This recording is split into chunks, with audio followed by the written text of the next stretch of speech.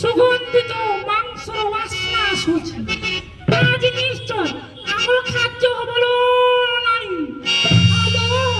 ମୁଁ ଭାବୁଛି କି ମିଠା ମିଠା କି ସୁଗନ୍ଧ ଏ ତ କୌଣସି ମାଂସର ଆହାର ଭଳି ଲାଗୁଅଛି। ହଁ ଆଜି ଯିଏ ଆସିଲେ ମଧ୍ୟ ତାର ରକ୍ଷା ନାହିଁ। ଆମେ ତାକୁ କାଟି କୁଟି ଖାଇବା।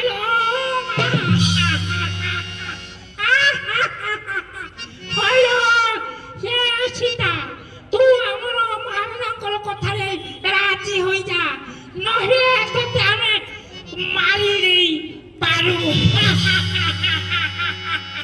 ତତେ ଆମେ ହତ୍ୟା କରିଦେବୁ। କଣ କରିବି ଓ ଭାଗିନୀ, କଣ କରିପାରିବି ଜାଣିପାରୁନାହିଁ। ଏ ରାକ୍ଷସ ମାନଙ୍କର ଆଉ ରାକ୍ଷସୀ ମାନଙ୍କର ଭୟଙ୍କର ଆର୍ତ୍ତନାଦ, ଭୟଙ୍କର ବିକଟାଳ ଶବ୍ଦ ମୋର କର୍ଣ୍ଣ ଘରକୁ ଯେପରି ବିଦୀର୍ଣ୍ଣ କରି ପକାଉଛି। କଣ କରିବି ମୋର ନାଥଙ୍କର ବିହୁନି ମୋର ମନ ତିଳେ ମାତ୍ର ସ୍ଥିର ହୋଇ ରହିବ। କଣ କରିବି ମୁଁ?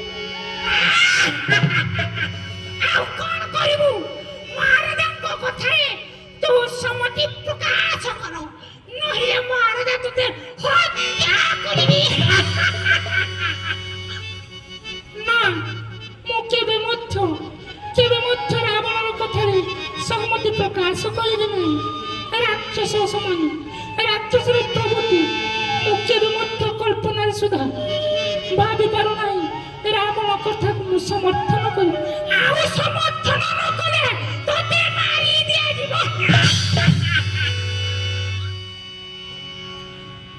ମୁଁ ମୋର ପ୍ରଭୁଙ୍କର ଆଗମନକୁ ଅପେକ୍ଷା କରିଛି। ଯା, ତୁମେ ମାନେ ମତେ କଟାଳ କର ନାହିଁ। ତୁମେ ଏ ସ୍ଥାନ ଛାଡ଼ି ଚାଲିଯାଅ। ଆମେ ତତେ ଛାଡ଼ି ଚାଲିଯିବୁ।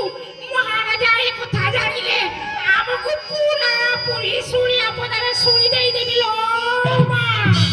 ଆମେ ତତେ ଛାଡ଼ିକି ଜମା ଯିବୁ ନାହିଁ। ତୁ ଏଇଠି ଥା, ଆମେ ଏଇଠି ତୋ ପାଖେ ପାଖେ ଅଛୁ। ହଁ, ଆମେ ତୋ ପାଖେ ପାଖେ ଅଛୁ। ତତେ ଜମା ଛାଡ଼ିକି ଆମେ ଯିବୁ ନାହିଁ। କଣ କରିବି? ରାକ୍ଷସୀ ମାନଙ୍କର ଏଭଳି ବାର୍ତ୍ତାଳାପ ମତେ ଜମା ଭଲ ଲାଗୁନାହିଁ। ହେ ମୋର ରଘୁନାଥ, ହେ ନାଥ, ତୁମ ବ୍ୟତିରେକେ ମୋର ଜୀବନ ନିଷ୍ପ୍ରଭ ହୋଇସାରିଲାଣି। ମୋର ଆଉ ପ୍ରାଣ ନାହିଁ ଯେପରି। କଣ କରିବି? ହଉ ଆମେ ଏଇଠାରେ ବସିବା। ଆଲୋ ନାନୀ, ଏଇଠାରେ ଆମେ ବସି ପଡ଼ିବା। ତାକୁ ଏଇଠି ଆମେ ଦେଖିବା। ଆଉ ହଉ ଚାଲ।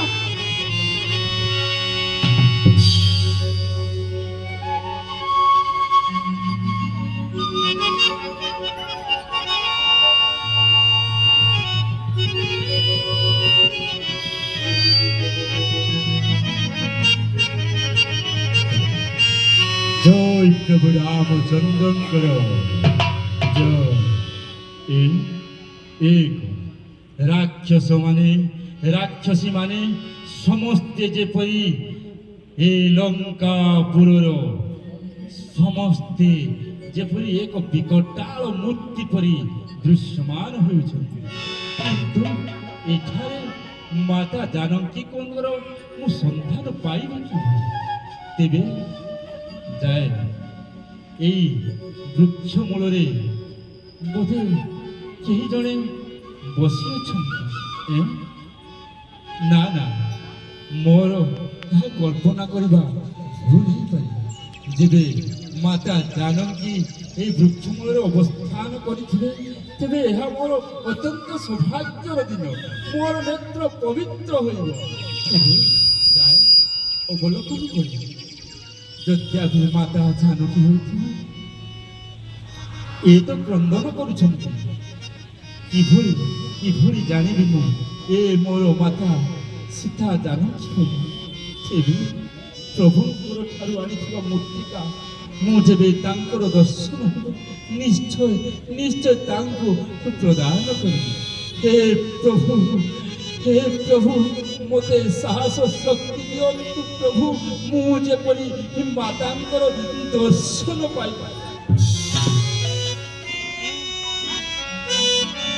ତେବେ ମୁଁ ତ କିଛି ସମୟ ପୂର୍ବରୁ ରାକ୍ଷସୀ ମାନଙ୍କର ବାର୍ତ୍ତାଳାପ ଶ୍ରବଣ କରୁଥିଲି ସେମାନେ ଯେପରି ଏହି ମହିଳାଙ୍କର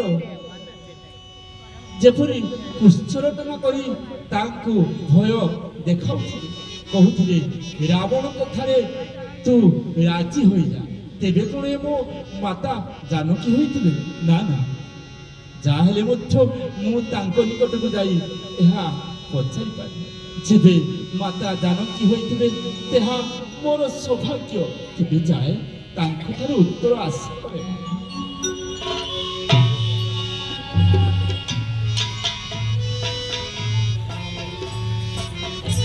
ପରାଣୀ କିଏ ଆପଣ ଏଇଠାରେ କାହିଁକି ବସି ଅଛନ୍ତି ପରିଚୟ ପ୍ରଦାନ କରନ୍ତୁ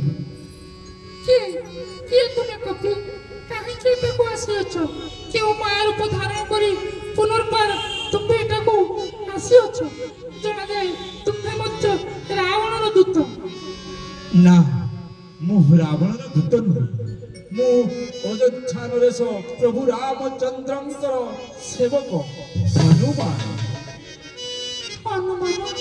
ନା ପ୍ରତ୍ୟୟ ହେଉ ନାହିଁ ମତେ କିମ୍ବା ତୁମ୍ଭେ ଏଭଳି ଅବସ୍ଥାରେ ଆସିଅଛ ଯଦ୍ୱାରା ମୁଁ ତୁମକୁ କିଭଳି ବିଶ୍ୱାସ କରିବି ନା ମାତେ ନା ମୁଁ ତ ଜାଣିପାରିନି କେବଳ ଏ ପ୍ରକାରୁଣୀ ଆପଣଙ୍କୁ ମୁଁ ମୋର ପରିଚୟ ପ୍ରଦାନ କରିବି ମାତେ ତେବେ କହୁଅଛି ଶୁଣନ୍ତୁ